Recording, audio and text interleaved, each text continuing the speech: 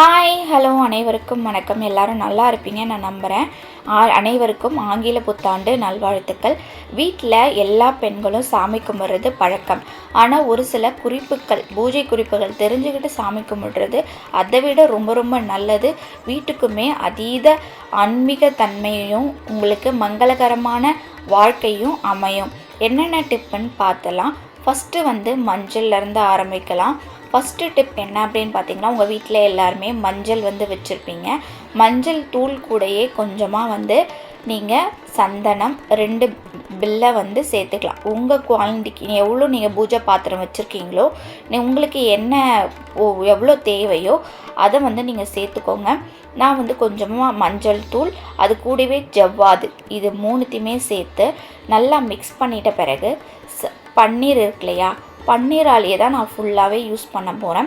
அது பார்த்திங்கன்னா ரொம்ப மணமாக இருக்கும். நீங்கள் உள்ள பூஜை ரூமை திறக்கும் போதே பார்த்திங்கன்னா நல்ல ஒரு ஸ்மெல்லாக இருக்கும்.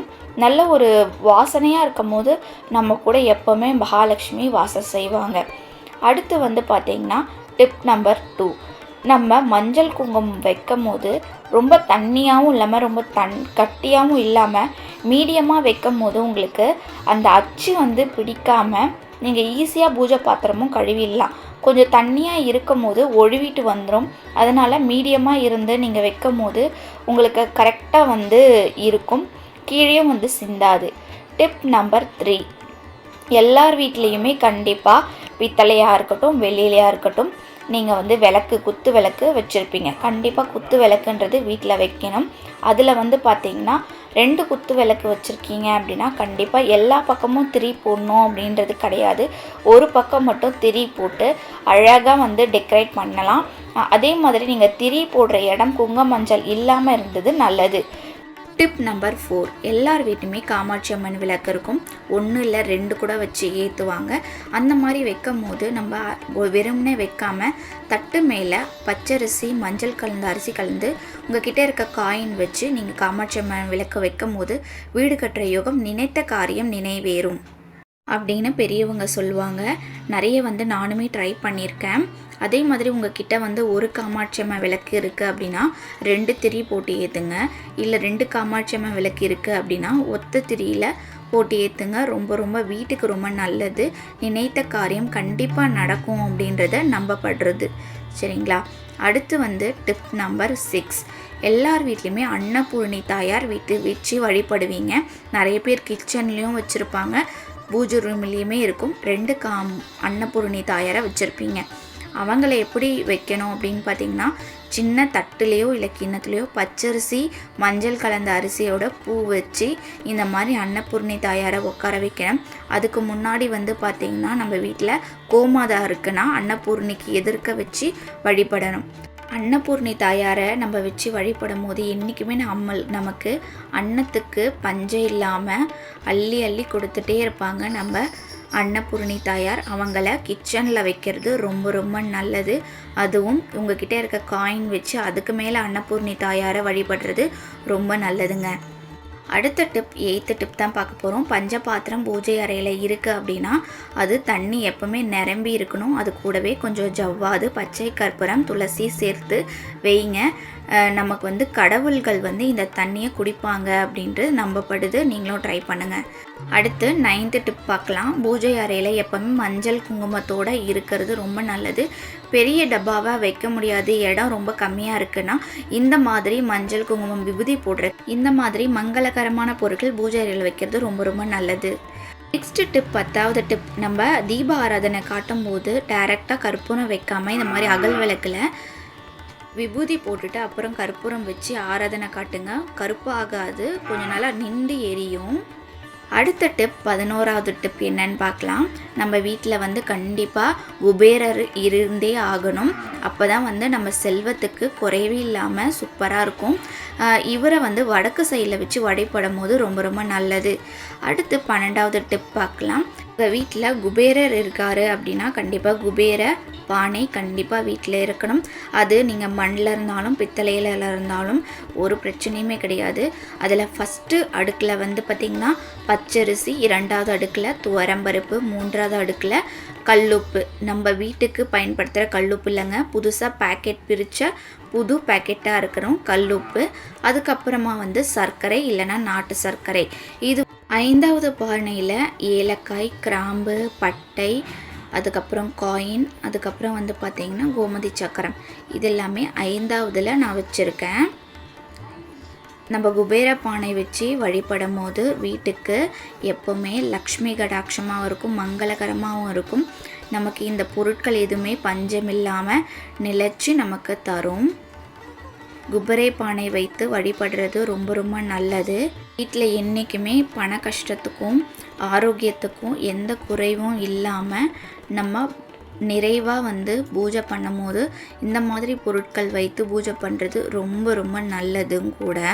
பூஜை ரூமில் வாசனை பொருட்களான இந்த மாதிரியான பொருட்கள், நம்ம சமையல் அறையில் யூஸ் பண்ணுற பொருட்கள் வச்சு வழிபடும் போது என்றைக்குமே நம்மளுக்கு பஞ்சம் இல்லாமல் இருக்கும், செல்வமும் சேரும்.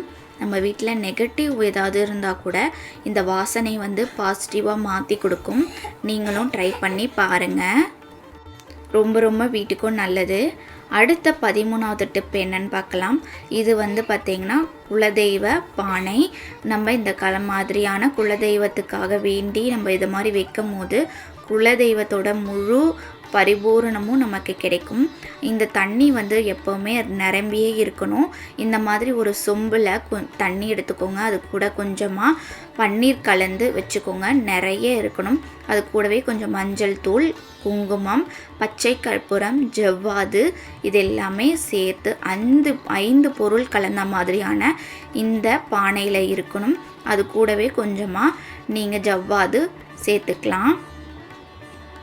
சேர்த்துட்டு நீங்கள் ஒரு பூ மட்டும் போட்டு வச்சிட்டிங்க அப்படின்னா ரொம்ப நல்லது. வீட்டுக்கு நம்ம வீட்டில் என்றைக்குமே குலதெய்வம் வாசம் பண்ணிகிட்டே இருப்பாங்க. ட்ரை பண்ணி பாருங்கள்.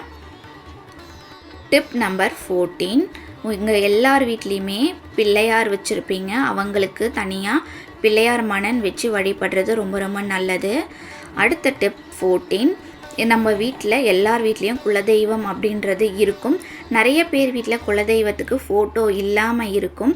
அந்த மாதிரி இல்லாமல் இருக்கும் போது நம்ம இந்த மாதிரி மாதிரி வச்சு இல்லை டைரெக்டாக செவுத்தில் இந்த மாதிரி மஞ்சள் குங்குமம் வச்சு வழிபடுறது நிறைஞ்சு நம்ம குலதெய்வம் நிலைத்து நிற்பாங்க. டிப் நம்பர் 15, எல்லார் வீட்லேயுமே செல்வம் பெருகணும், வறுமை நீங்கணும் அப்படின்றது எல்லாரோட கோரிக்கையாக தான் இருக்கும்.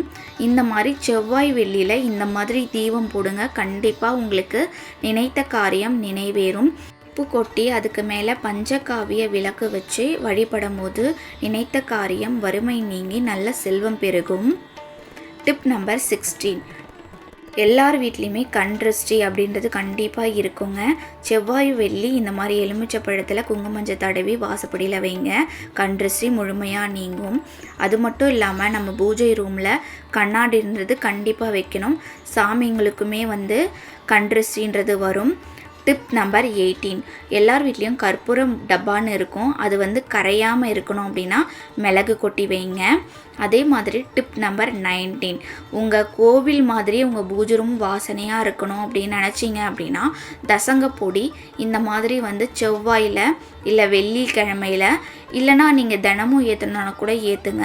ஈவினிங் டைமில் ஏற்றி வச்சிங்க அப்படின்னா வீடே மணந்து உங்களுக்கு நெகட்டிவ் போய் பாசிட்டிவாக உங்கள் வீடு அமையும், மங்களகரமாகவும் இருக்கும், நல்ல வாசனை நிறைந்து இருக்கும். ட்ரை பண்ணி பாருங்கள். அடுத்து டிப் நம்பர் 20, உங்கள் வீட்டில் நீங்கள் பூஜை பண்ணும் போது வெற்றிலை பாக்கு வைத்து வழிபடுவீங்க. நுனியில் லக்ஷ்மி தேவியும் நடுவில் சரஸ்வதி, காம்பில் வந்து மூதேவி இருக்காங்க. அதனால் காம்பை கிள்ளிட்டு நம்ம வெற்றிலை பாக்கு வைத்து அதுவும் களிப்பாக்கு வைத்து பூ வைத்து மஞ்சள் குங்குமம் விபூதி கலந்து இந்த மாதிரி வீட்டில் இருக்கிற பொருட்களை வச்சு நம்ம நெய்வேத்தியமாக வச்சு சாமி கும்பிடலாம். பூஜை ரூமில் நம்ம காமாட்சி அம்மா விளக்குக்கு ஒத்த பூ வைக்கிறது ரொம்ப ரொம்ப நல்லா இருக்காது. அதே மாதிரி சாமி படங்களுக்கு எல்லாமே ஒத்தையாக வைக்கும் போது நிறைஞ்சிருக்காது பூஜை ரூமே. இந்த மாதிரி அடம்பாக கட்டி வச்சிங்க அப்படின்னா பூஜை ரூமே ரொம்ப மங்களகரமாக இருக்கும். காமாட்சி அம்மா விளக்குக்கு இந்த மாதிரி அடர்த்தியாக வைங்க, பார்க்கவே ரொம்ப அழகாக இருக்கும். பூஜை ரூமே வந்து மங்களகரமாக இருக்கும். எப்போவுமே நம்ம வீட்டுக்குள்ளே மகாலட்சுமி தேவி வாசம் பண்ணிகிட்டே இருப்பாங்க. எந்த வீட்டில் இருக்க நெகட்டிவ்ஸ் எல்லாமே முறிஞ்சு போய் பாசிட்டிவாகவே அமையும். வீட்டில் வந்து எந்த ஒரு தீய விஷயங்களுமே வந்து நம்ம வீட்டில் அடங்காது. இந்த மாதிரி பூஜை ரூமை அலங்காரமாக மங்களகரமாக இவ்வளோ விசேஷமாக வச்சுக்கிறது ரொம்ப ரொம்ப நல்லது. நம்ம வந்து நிறைந்து இந்த எப்போவுமே காஞ்ச பூக்களோட பூஜை ரூமை வச்சுக்காமல் இந்த மாதிரி பளிச்சுன்னு வச்சுக்கும் போது ரொம்ப ரொம்ப வீட்டுக்குமே நல்லதும் கூட.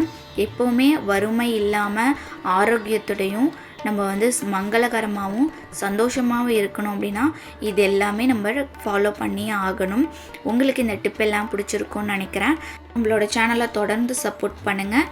தேங்க்யூ, பாய்.